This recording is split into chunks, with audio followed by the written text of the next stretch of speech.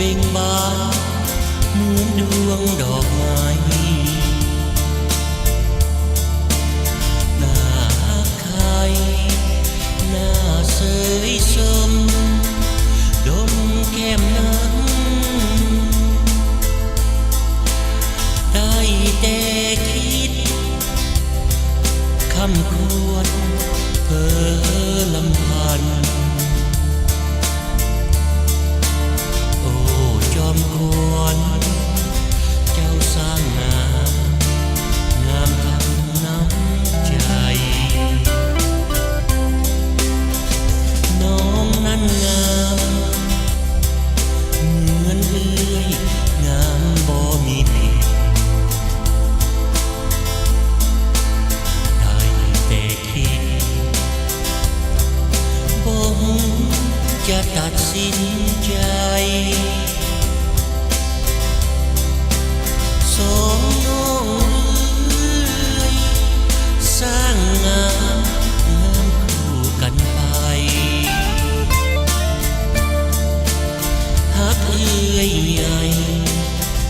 ยังงามน้องผู้โสภาทุกใจนักเมื่อหักมีปัญหายากนักหนาเพราะสองคนนั้นงามเหมือนกันเอื้อยก็งามน้อ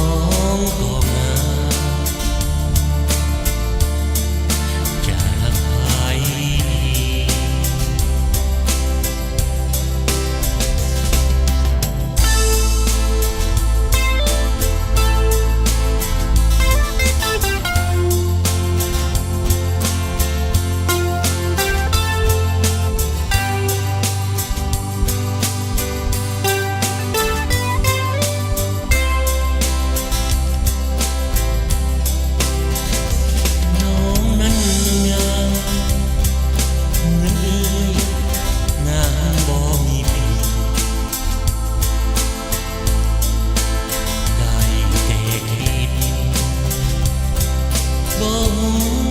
จะตัดสินใจ